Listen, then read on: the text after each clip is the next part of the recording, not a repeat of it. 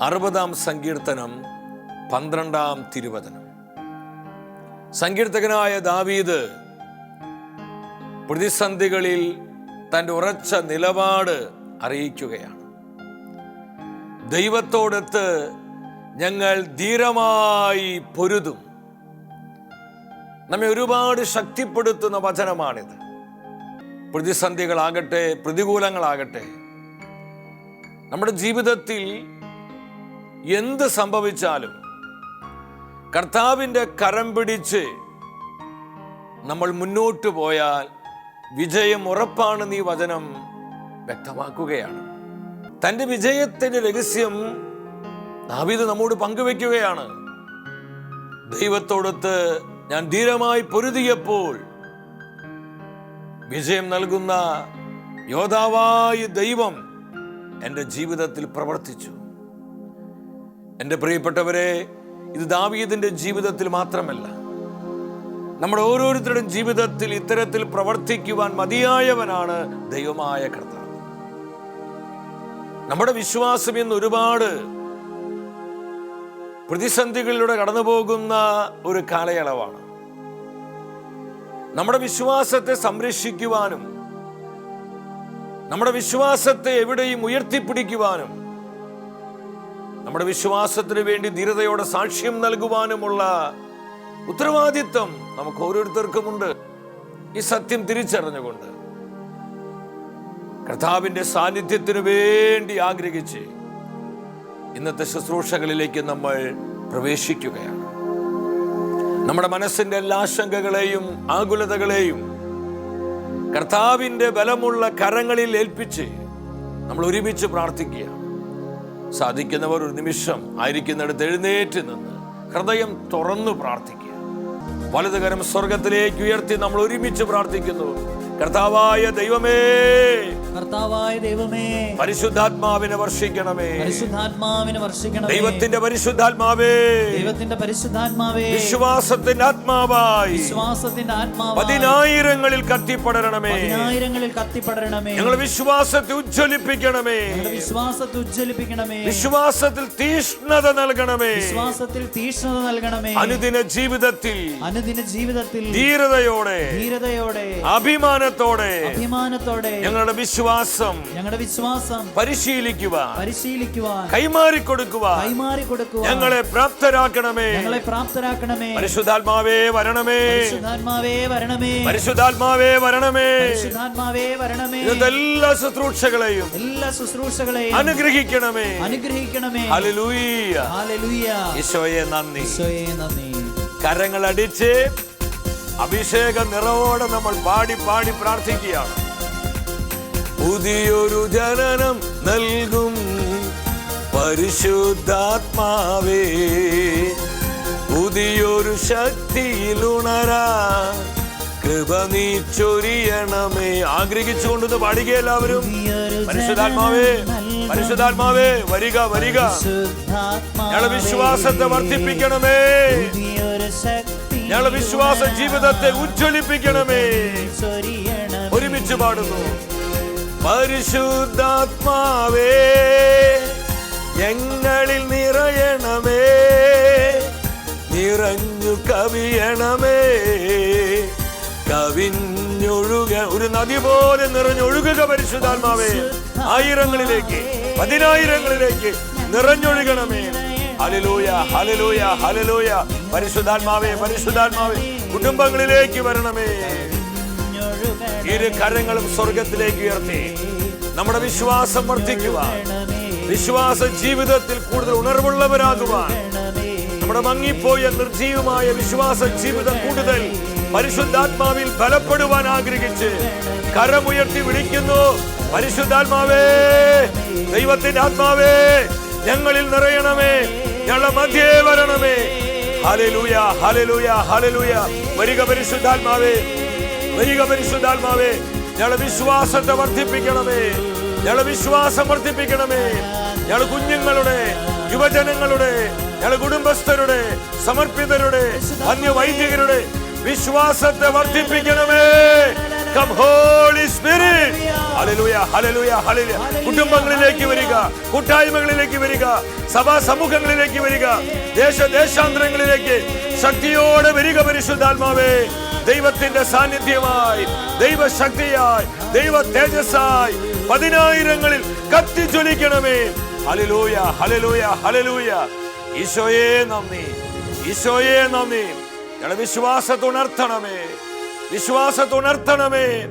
വിശ്വാസത്തിന്റെ നാഥയായ പരിശുദ്ധ കന്യകാമാതാവേ, വിശ്വാസ ജീവിതത്തിൽ ഞങ്ങൾ കൂടുതൽ ബലപ്പെടുവാൻ, ഞങ്ങളുടെ വിശ്വാസത്തെ സംരക്ഷിക്കുന്നവരായി ഞങ്ങൾ ഓരോരുത്തരും രൂപപ്പെടുവാൻ അമ്മ ഞങ്ങൾക്ക് വേണ്ടി പ്രാർത്ഥിക്കണമേ. ആമേൻ. ഹല്ലേലൂയ.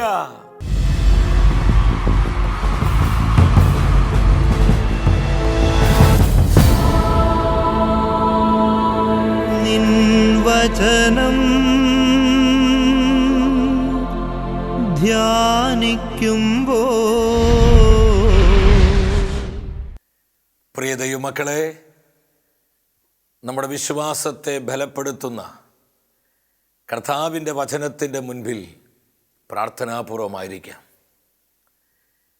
ഇന്നത്തെ വചന ശുശ്രൂഷയിലൂടെ പരിശുദ്ധാത്മാവ് നമ്മെ പഠിപ്പിക്കുന്നത് വിശ്വാസത്തിൽ തീഷ്ണതയുള്ളവരാകുക. നമ്മുടെ വിശ്വാസത്തിൽ തീഷ്ണതയുള്ളവരാകുക. ഈ വചന സന്ദേശത്തിന് നാളുകളിൽ വലിയ പ്രാധാന്യമുണ്ട്. ക്രൈസ്തവ വിശ്വാസം ഇന്ന് ഒരുപാട് പ്രതിസന്ധികളിലൂടെ കടന്നു പോകുന്ന കാലയളവാണ്. നമ്മുടെ വിശ്വാസത്തെ അപഹസിക്കുന്ന, അപകീർത്തിപ്പെടുത്തുന്ന, ദുഷിപ്പിക്കുന്ന വിധത്തിലുള്ള സംഘടിതമായ നീക്കങ്ങൾ ലോകവ്യാപകമായി നടക്കുന്നത് മാധ്യമങ്ങളിലൂടെ നമ്മൾ കണ്ടുകൊണ്ടിരിക്കുകയാണ്. അതിനാൽ തന്നെ കർത്താവിൻ്റെ പരിശുദ്ധാത്മാവ് വിശ്വാസികളായ നമ്മോട് വ്യക്തമായി പറയുകയാണ്. യൂദാശ്ലീഹായുടെ ലേഖനം 1-ാം അധ്യായം 3-ാം തിരുവചനം. പ്രിയപ്പെട്ടവരെ, നമുക്ക് പൊതുവായി ലഭിച്ചിരിക്കുന്ന രക്ഷയെക്കുറിച്ച് നിങ്ങൾക്ക് എഴുതുവാൻ ഞാൻ അതിയായി ആഗ്രഹിച്ചിരിക്കുകയായിരുന്നു. അപ്പോഴാണ് വിശുദ്ധർക്ക് എന്നേക്കുമായി ഏൽപ്പിച്ചു കൊടുത്തിരിക്കുന്ന വിശ്വാസത്തിന് വേണ്ടി പോരാടണമെന്ന് ഉപദേശിച്ചുകൊണ്ട് നിങ്ങൾക്ക് എഴുതേണ്ടി വന്നിരിക്കുന്നത്. യൂദാശ്ലീഹ സഭാമക്കൾക്ക് കർത്താവായ യേശുക്രിസ്തുവിന്റെ ലഭ്യമായ രക്ഷയെക്കുറിച്ച് എഴുതുവാൻ ആഗ്രഹിച്ചിരിക്കുമ്പോൾ പരിശുദ്ധാത്മ പറഞ്ഞു, എൻ്റെ ജനത്തിന് നൽകേണ്ട മെസ്സേജ് ഇപ്പോൾ ഇതല്ല, സാൽവേഷനെ കുറിച്ചുള്ള സന്ദേശമല്ല, മറിച്ച് ദൈവജനത്തെ വിശ്വാസത്തിൽ ഉണർത്തുക. സത്യവിശ്വാസത്തിനു വേണ്ടി അവരുടെ കരങ്ങളിൽ ഏൽപ്പിക്കപ്പെട്ടിരിക്കുന്ന വിശ്വാസ സത്യങ്ങളെ സംരക്ഷിക്കുവാൻ വേണ്ടി അവരെ ഉദ്ബോധിപ്പിക്കുക. അതിനുവേണ്ടി മരിക്കേണ്ടി വന്നാലും വിശ്വാസം നഷ്ടപ്പെടുത്താതെ വിശ്വാസത്തെ സൂക്ഷിക്കുവാൻ അവരെ പോരാടുന്നവരാക്കി മാറ്റുക. 2000 വർഷങ്ങൾക്ക് മുൻപ് സഭയ്ക്ക് പരിശുദ്ധാത്മ നൽകിയ സന്ദേശമാണിത്. സഭയുടെ ചരിത്രം നമ്മൾ പരിശോധിക്കുമ്പോൾ എല്ലാ കാലയളവിലും സഭയുടെ വിശ്വാസത്തിനെതിരെ പല വിധത്തിലുള്ള പ്രതിസന്ധികൾ ഉയർന്നു വന്നിട്ടുണ്ട്. എന്നാൽ ഇതിൻ്റെ നടുവിലൂടെയെല്ലാം സഭയുടെ ആത്മാവായ പരിശുദ്ധാത്മാവ് ഏറെ വിശ്വസ്തയോടെ തന്നെ സഭയെ നയിച്ച ചരിത്രമാണ് നമ്മൾ സഭയിലോട്ട് നോക്കുമ്പോൾ നമുക്ക് കാണുവാനായിട്ട് കഴിയുന്നത്. നമ്മളായിരിക്കുന്ന ഈ നാളുകളിൽ ഇന്ന് ഒരുപാട് സഭയുടെ പൗരോഹിത്യത്തെ, സഭയുടെ സന്യാസത്തെ, സഭയുടെ ശുശ്രൂഷകളെ, തിരുസഭയുടെ സംവിധാനങ്ങളെ ദുഷിപ്പിക്കുന്ന, അവഹേളിക്കുന്ന, പരിഹസിക്കുന്ന പ്രസ്താവനകൾ, അത്തരത്തിലുള്ള പ്രചരണങ്ങളെല്ലാം ഈ നാളുകളിൽ ഇന്ന് ഒരുപാട് വർദ്ധിച്ചു കൊണ്ടിരിക്കുകയാണ്. അനേകരിന്ന് കൺഫ്യൂസ്ഡ് ആണ്. ഇതാണോ സഭ, ഇതാണോ സഭയുടെ വിശ്വാസം എന്നൊക്കെ തെറ്റിദ്ധരിച്ചുകൊണ്ട് പലരും വിശ്വാസ ജീവിതത്തിൽ മങ്ങിപ്പോയിരിക്കുകയാണ്. യൂദാശ്ലീഹായുടെ പരിശുദ്ധാത്മാവ് സഭയ്ക്ക് നൽകിയ ഈ സന്ദേശം ഇന്ന് നമുക്കുള്ളതാണ്. വളരെ വിശ്വസ്തയോടെ നമ്മുടെ കരങ്ങളിൽ കർത്താവ് സഭയിലൂടെ വിശ്വാസം ഏൽപ്പിച്ചിരിക്കുകയാണ്. നമ്മുടെ പിതാക്കന്മാരെ വിശ്വാസത്തിന് വേണ്ടി കൊടുത്തൊരു വിലയുണ്ട്. ആദിമസഭയുടെ ചരിത്രം പഠിക്കുമ്പോൾ നമുക്ക് കാണാൻ പറ്റും. നെഹ്റുയുടെ കാലഘട്ടത്തിലൊക്കെ വിളക്കുമരങ്ങളായി കുത്തിനിർത്തി അനേകം വിശ്വാസികളെ കുരിശുമരങ്ങളായി കെട്ടിത്തൂക്കി തങ്ങളുടെ ശരീരം കത്തി എരിഞ്ഞുകൊണ്ടിരിക്കുമ്പോഴും പരാതികളില്ലാതെ പരിഭവങ്ങളില്ലാതെ അവർ വിശ്വാസത്തെ ഉയർത്തുകയാണ്. വിശ്വസ്തതയോടെ സഭയിലൂടെ നമ്മുടെ കരങ്ങളിൽ ഏൽപ്പിക്കപ്പെട്ട വിശ്വാസം. നമ്മുടെ പിതാക്കന്മാരും അനേകം രക്തസാക്ഷികളും ഒരുപാട് വിശുദ്ധാത്മാക്കളൊക്കെ കാത്തു സൂക്ഷിച്ച് കൈമാറി തന്ന ഈ വിശ്വാസത്തിൻ്റെ ബാറ്റേൺ ഇന്ന് നമ്മുടെ കരങ്ങളിലാണ് എത്തി നിൽക്കുന്നത്. എൻ്റെ പ്രിയപ്പെട്ടവരെ, നമ്മുടെ വിശ്വാസത്തെ സംരക്ഷിക്കുവാനും നമ്മുടെ വിശ്വാസത്തെ ഉയർത്തിപ്പിടിക്കുവാനും ഏത് സാഹചര്യമാകട്ടെ, അത് പ്രതികൂലമാകട്ടെ, എത്ര ടഫായ സാഹചര്യമാകട്ടെ, അതിൻ്റെ നടുവിലും നമ്മുടെ വിശ്വാസത്തെ സൂക്ഷിക്കുവാനുള്ള വലിയ ഉത്തരവാദിത്വം നമുക്ക് ഓരോരുത്തർക്കുമുണ്ട്. പക്ഷെ പൗലോസ് ഇത് സഭയോട് പറയുന്നുണ്ട്. കൊരിന്ത്യർ സഭയ്ക്ക് എഴുതിയ 1-ാമത്തെ ലേഖനം 16-ാം അധ്യായം 13-ാമത്തെ വചനമാണ്. നിങ്ങൾ ജാഗരൂകരായിരിക്കുവിൻ, വിശ്വാസത്തിൽ ഉറച്ചു നിൽക്കുവിൻ. കർത്താവിൻ്റെ ജനത്തിന് മറ്റെന്തിനേക്കാൾ ഉപരി ഈ നാളുകളിൽ ജ്ഞാനം വേണം. കർത്താവിൻ്റെ ജ്ഞാനത്താൽ നമ്മൾ നയിക്കപ്പെടണം. എങ്കിലാണ് ശത്രുവിൻ്റെ തന്ത്രങ്ങളും അവൻ്റെ ചതികളൊക്കെ തിരിച്ചറിയാൻ നമുക്ക് സാധിക്കുകയുള്ളൂ. നമ്മുടെ മാനുഷിക ബുദ്ധിക്ക് പെട്ടെന്ന് ഇതൊന്നും മനസ്സിലാക്കാൻ പറ്റത്തില്ല. ഞാൻ വിശുദ്ധ പൗലോസിൻ്റെ ലേഖനങ്ങൾ ഇങ്ങനെ വായിച്ച് ധ്യാനിച്ചപ്പോൾ എനിക്കൊരു കാര്യം മനസ്സിലായി. വിശുദ്ധ പൗലോസ്ലീഹ ദൈവജനത്തെ പഠിപ്പിച്ച മുഖ്യ വിഷയം വിശ്വാസമായിരുന്നു, ഫെയ്ത്ത് ആയിരുന്നു. വിശ്വാസത്തിൽ എങ്ങനെ ജീവിക്കണം, വിശ്വാസത്തിൽ എങ്ങനെ നിലനിൽക്കണം, വിശ്വാസം എങ്ങനെ കൈമാറിക്കൊടുക്കണം, വിശ്വാസം എപ്രകാരം പ്രഘോഷിക്കണം, ഇതിനോട് ബന്ധപ്പെട്ട് പല രീതിയിൽ പല തരത്തിൽ പൗലോസ് സഭാമക്കളെ ഉദ്ബോധിപ്പിക്കുകയാണ്. കൊളോസ്യർക്കാർക്ക് ലേഖനം 1:23 വരണം. നിങ്ങൾ കേട്ട സുവിശേഷം നൽകുന്ന പ്രത്യാശയിൽ നിന്ന് വ്യതിചലിക്കാതെ സ്ഥിരതയോടും ദൃഢനിശ്ചയത്തോടും കൂടെ വിശ്വാസത്തിൽ നിലനിൽക്കേണ്ടിയിരിക്കുന്നു. കർത്താവിൻ്റെ സുവിശേഷത്തിന് നമ്മോട് പറയാനുള്ള സന്ദേശം എന്താണ്? വിശ്വാസത്തിൽ നിലനിൽക്കുക, വിശ്വാസത്തെ പ്രഘോഷിക്കുക. ഈ നാളുകളിൽ നമ്മൾ ഓരോരുത്തരും വിശ്വാസത്തിൻ്റെ ഡിഫൻഡേഴ്സായി, സംരക്ഷകരായി മാറുക. കർത്താവിൻ്റെ സുവിശേഷത്തിന് നമുക്ക് നൽകാനുള്ള സന്ദേശമാണത്. ഹെബ്രായ പുസ്തകം 11 വരണം. വിശ്വാസത്തിൽ തീഷ്ണതയുണ്ടായിരുന്നവരുടെ ചരിത്രമാണ് 11-ാം അധ്യായത്തിൽ കാണാൻ കഴിയുന്നത്. ആബേല് തുടങ്ങി നമ്മുടെ പൂർവ്വപിതാക്കന്മാരെ, പ്രവാചകന്മാരെ, വിശ്വാസത്തിന് വേണ്ടി വില കൊടുത്ത അനേകം വിശുദ്ധാത്മാക്കളുടെ ചരിത്രമാണ് ഈ അധ്യായത്തിൽ കാണാൻ കഴിയുന്നത്. ഇതിലൂടെയെല്ലാം പരിശുദ്ധാത്മാവ് ഈ കാലഘട്ടത്തിലെ ദൈവജനത്തിന് നൽകുന്ന സന്ദേശം എന്താണ്? വിശ്വാസത്തിൽ തീഷ്ണതയുള്ളവരാകുക. അനുദിന ജീവിതത്തിൽ നമ്മുടെ വിശ്വാസം നമ്മൾ ബോധപൂർവം പ്രാക്ടീസ് ചെയ്യണം. നമ്മുടെ മക്കളത് പരിശീലിപ്പിക്കണം. ബോധപൂർവം നമ്മുടെ വിശ്വാസത്തിൻ്റെ സമ്പന്നതയിലേക്ക് നമ്മുടെ തലമുറയെ നയിക്കുവാൻ നമുക്ക് കഴിയണം. പലപ്പോഴും ഇവിടെയൊക്കെ നമുക്ക് അപജയങ്ങൾ സംഭവിച്ചു പോയി. പണ്ടൊക്കെ നമ്മുടെ കുടുംബങ്ങളിൽ ഉച്ചയാകുമ്പോൾ ആ കുടുംബത്തിലുള്ളവർ ഒരുമിച്ച് വന്ന് കർത്താവിൻ്റെ മാലാഖ ആ പ്രാർത്ഥന ചൊല്ലും. രാത്രി സന്ധ്യാമണി കേൾക്കുമ്പോൾ 7 മണിക്ക് ആ ഭവനത്തിലുള്ളവരെല്ലാം, മക്കളും പ്രായമായി വല്യപ്പച്ചനും വല്യമ്മച്ചിയും മറ്റുള്ളവരെല്ലാം ചേർന്ന് കർത്താവിൻ്റെ മാലാഖ ചൊല്ലുകയാണ്, സന്ധ്യാപ്രാർത്ഥന നടത്തുകയാണ്. നമ്മുടെ കുടുംബ പ്രാർത്ഥനയ്ക്കൊക്കെ വലിയ ശക്തി ഉണ്ടായിരുന്നു പ്രിയപ്പെട്ടവരെ. ഇന്ന് നമ്മുടെ കുടുംബങ്ങളിൽ നിന്ന് ഈ കുടുംബ പ്രാർത്ഥനയൊക്കെ മാറ്റപ്പെട്ടുകൊണ്ടിരിക്കുക. അതുകൊണ്ട് തന്നെയാണ് നമ്മുടെ വിശ്വാസം പലപ്പോഴും ക്ഷയിച്ചു പോകുന്നത്. മാത്രമല്ല, നമ്മുടെ വിശ്വാസത്തിൻ്റെ സമ്പന്നത നമ്മുടെ കുഞ്ഞുങ്ങൾക്ക് മനസ്സിലാക്കാൻ പറ്റുന്നില്ല. നമ്മൾ യാത്ര ചെയ്യുമ്പോൾ ഒരു ദേവാലയം നമ്മൾ കാണുമ്പോൾ ദേവാലയത്തിനകത്തോട്ടൊന്നും കയറേണ്ട, റോഡിലൂടെ നമ്മൾ യാത്ര ചെയ്താൽ മതി. പിതാവിനും പുത്രനും പരിശുദ്ധാത്മന സ്തുതി എന്ന് പറഞ്ഞ് നമ്മുടെ വിശ്വാസം നമ്മൾ പ്രഖ്യാപിക്കാറുണ്ട്. ഞാൻ ഓർക്കുകയാണ്, എൻ്റെ മാതാപിതാക്കളിൽ നിന്ന് ഇത്തരത്തിലുള്ള വിശ്വാസത്തിൻ്റെ സുഹൃതങ്ങൾ എൻ്റെ ജീവിതത്തിലേക്ക് പകരപ്പെട്ടിട്ടുണ്ട്. അതെൻ്റെ ജീവിതത്തെ സ്വാധീനിച്ചിട്ടുണ്ട്. നമ്മുടെ ഉത്തരവാദിത്തം എന്താ? അനുദിന ജീവിതത്തിൽ എങ്ങനെ ക്രൈസ്തവ വിശ്വാസം പരിശീലിപ്പിക്കണമെന്ന് നമ്മുടെ കുഞ്ഞുങ്ങളെ ബോധപൂർവം നമ്മൾ പ്രാക്ടീസ് ചെയ്യിപ്പിക്കണം. നമ്മൾ കുടുംബത്തിൽ നിന്ന് പുറത്തിറങ്ങുമ്പോൾ നമ്മുടെ ഭവനത്തിലുള്ള കർത്താവിൻ്റെ തിരുസ്വരൂപത്തിൻ്റെ മുൻപിൽ വന്ന് നമ്മൾ ത്രിത്വത്തിനെ സ്തുതി ചൊല്ലി ഒന്ന് പ്രാർത്ഥിച്ചിട്ടാണ് ഇറങ്ങുന്നത്. ഇന്ന് എത്ര പേര് അത് ബോധപൂർവം ചെയ്യുന്നുണ്ട്? നമ്മുടെ കുഞ്ഞുങ്ങൾക്കത് ലഭിക്കുന്നുണ്ടോ? നമ്മുടെ വിശ്വാസം നമ്മൾ അവർക്ക് പകർന്നു കൊടുക്കുന്നുണ്ടോ?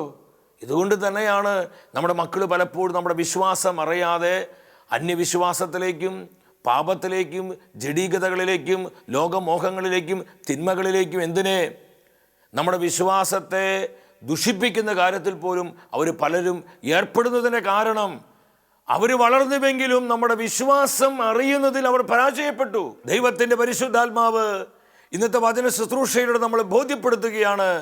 നമ്മൾ ബോധപൂർവം നമ്മുടെ വിശ്വാസത്തെ നമ്മുടെ കുഞ്ഞുങ്ങളിലേക്ക് ആഴത്തിൽ പകർന്നു കൊടുക്കണം. വിശുദ്ധ പൗലോസ് തിമോത്തിയോട് എന്താ പറയുന്നത്? തിമോത്തിയോസിനെഴുതിയ 1-ാമത്തെ ലേഖനം 6-ാം അധ്യായം 12-ാമത്തെ വചനമാണ്. നീ വിശ്വാസത്തിന് വേണ്ടി നല്ല പോരാട്ടം നടത്തണം, നിത്യജീവനെ മുറുകെ പിടിക്കണം. അല്ലയോ മകനെ തിമോത്തിയോസേ, പ്രതികൂല സാഹചര്യമാകട്ടെ, ഏത് സാഹചര്യത്തിലും വിശ്വാസത്തിന് വേണ്ടി നീ പോരാടുക, നിത്യജീവനെ മുറുകെ പിടിക്കുക. എത്ര മനോഹരമായൊരു വചനമാണ്. നമ്മുടെ മക്കൾക്ക് നമ്മൾ പറഞ്ഞു കൊടുക്കേണ്ടത് വിശ്വാസത്തിൽ ജീവിക്കാനാണ്. നിങ്ങൾ എവിടെ പോയാലും നമ്മുടെ വിശ്വാസം വിട്ടുകളയരുത്. നിങ്ങൾ സുഹൃത്തുക്കളുടെ ഇടയിലായിരുന്നോട്ടെ, നിങ്ങൾ ബാംഗ്ലൂരോ മുംബൈയിലോ ഡൽഹിയിലോ ഇനി മറ്റ് വിദേശ രാജ്യങ്ങളിലോ നിങ്ങൾ എവിടെ പോയാലും ഏത് സ്ഥലത്ത് നിന്നാലും ഏത് ഗ്രൂപ്പിൽപ്പെട്ടാലും നിങ്ങൾ വിശ്വാസം നഷ്ടപ്പെടുത്തരുത്. നമ്മുടെ വിശ്വാസത്തെ മുറുകെ പിടിക്കണം, നമ്മുടെ വിശ്വാസത്തെ സംരക്ഷിക്കണം. ഇത്തരത്തിലുള്ള ബോധ്യങ്ങൾ പ്രിയ മാതാപിതാക്കളെ, സഹോദരി സഹോദരങ്ങളെ, നമ്മുടെ കുഞ്ഞുങ്ങൾക്ക്, നമ്മുടെ ടീനേജേഴ്സിനെ നമ്മൾ നല്ല പോലെ പകർന്നു കൊടുക്കണം. എങ്ങനെ സഭയ്ക്ക് വിശുദ്ധയായ മരിയാഗോര്യത്തെ ലഭിച്ചത്? പെട്ടെന്നൊരു ദിവസം പൊട്ടി വീണതാണല്ല.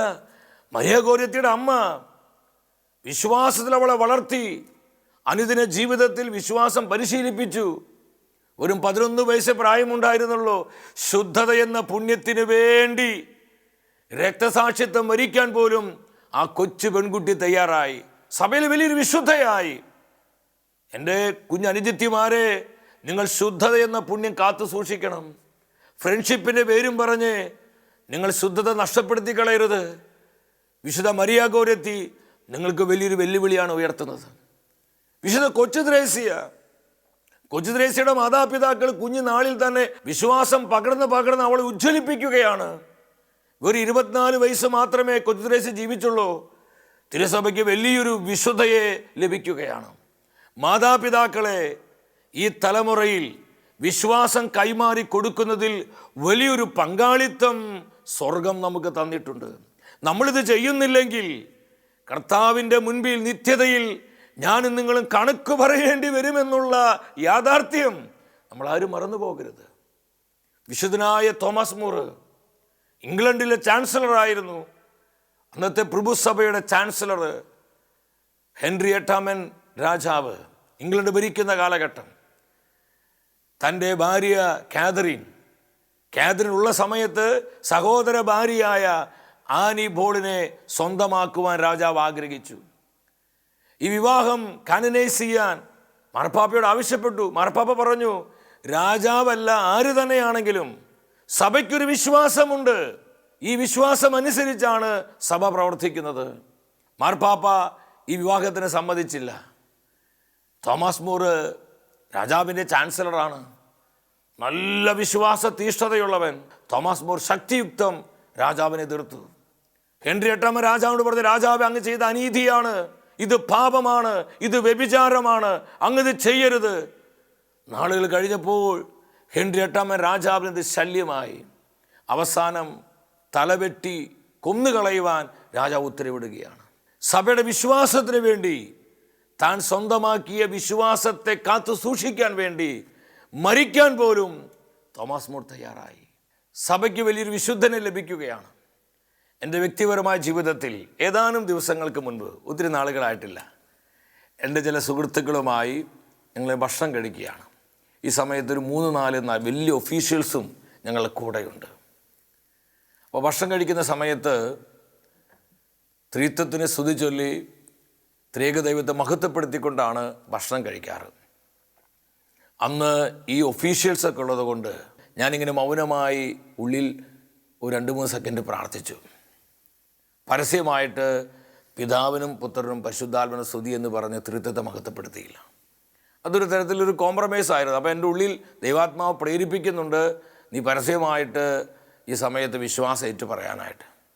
ഞാൻ ഈ ഒഫീഷ്യൽസിനെ നോക്കി അങ്ങനെ ഉള്ളിൽ പ്രാർത്ഥിച്ച് ആഹാരം കഴിച്ചു.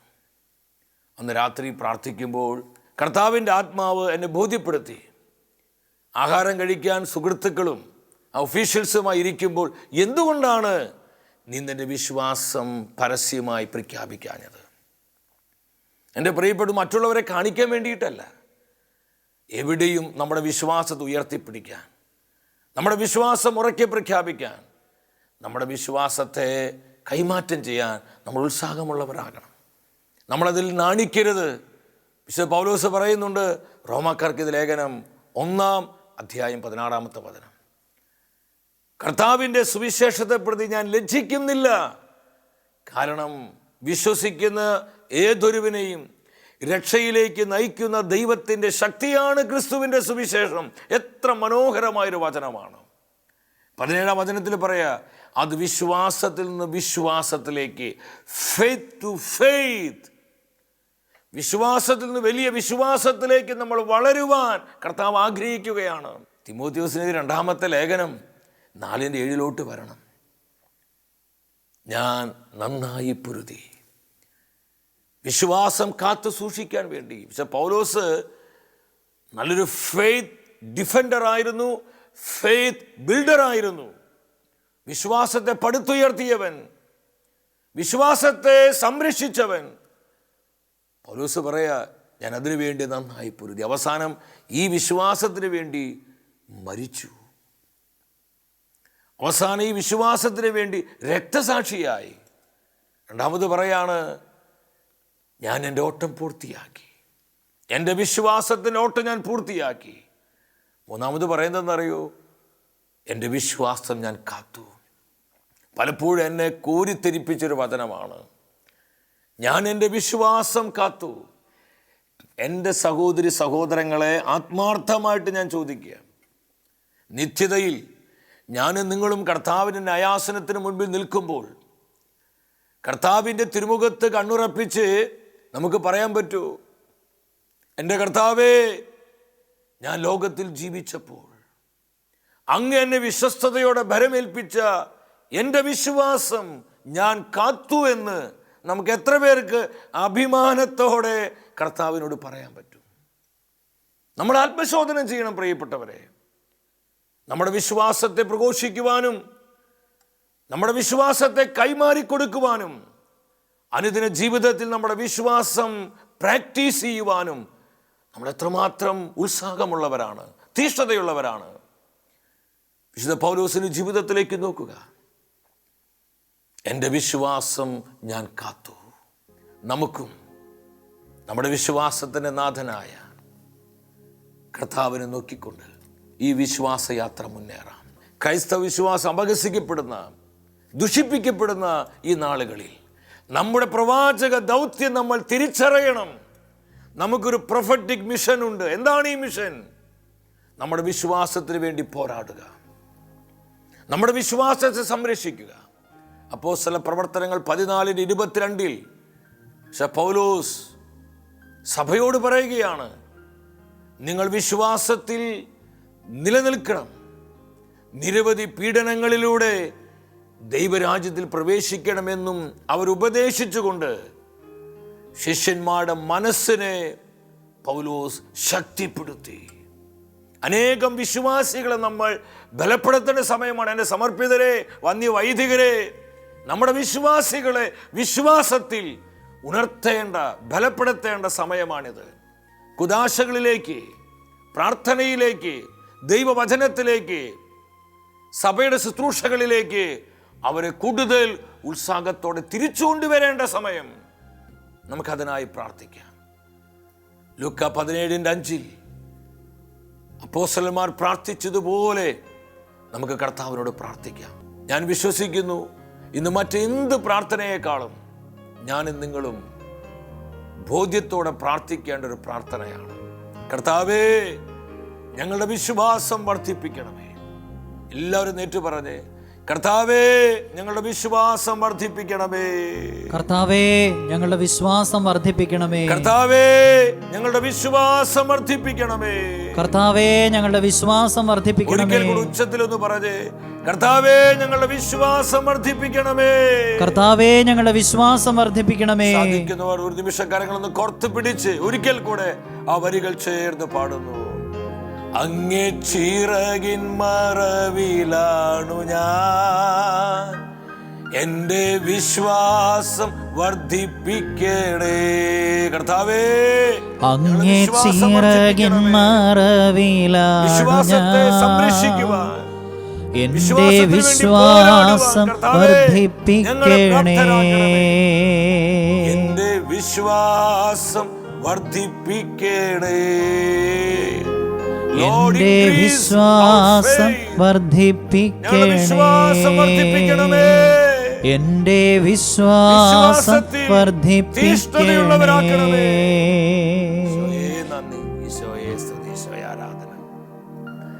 എൻ്റെ സഹോദരി സഹോദരങ്ങളെ, വിശുദ്ധ പൗലോസിനെ പോലെ ഈ നാളുകളിൽ വിശ്വാസം കാത്തു സൂക്ഷിക്കുന്നവരും നമ്മുടെ വിശ്വാസത്തെ കൈമാറ്റം ചെയ്യുന്നവരുമായി നമുക്ക് മാറാം. പൗലോസിൻ്റെ ഒരു വാക്കുകൂടി പറഞ്ഞ് ഞാൻ അവസാനിപ്പിക്കുകയാണ്.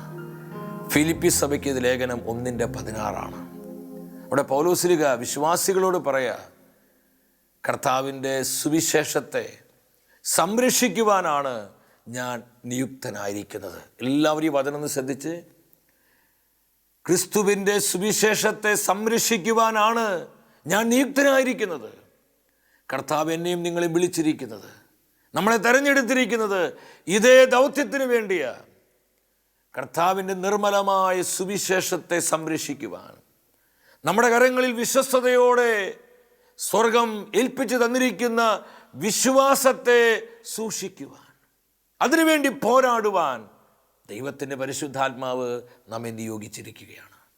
വിശുദ്ധ പൗലോസിൻ്റെ ഈ വാക്കുകൾ നമ്മുടെ ജീവിതത്തിലേക്ക് ഏറ്റെടുത്ത് ഈ നാളുകളിൽ നമ്മുടെ വിശ്വാസത്തിന് വേണ്ടി നമ്മൾ എപ്രകാരം ഉണർന്ന് പ്രവർത്തിക്കണമെന്ന് ബോധ്യപ്പെട്ടുകൊണ്ട് കർത്താവിൻ്റെ പ്രവാചക ശുശ്രൂഷയിൽ നമുക്ക് ഓരോരുത്തർക്കും പങ്കാളികളാകാം. വ്യക്തിപരമായ നമ്മുടെ നിയോഗത്തെയും നമ്മുടെ കുടുംബത്തിൻ്റെ സകല ആവശ്യങ്ങളെയും നമ്മെ ഓരോരുത്തരെയും നമ്മുടെ വിശ്വാസത്തിൻ്റെ നാഥനായ കർത്താവ് സമൃദ്ധമായി അനുഗ്രഹിക്കട്ടെ.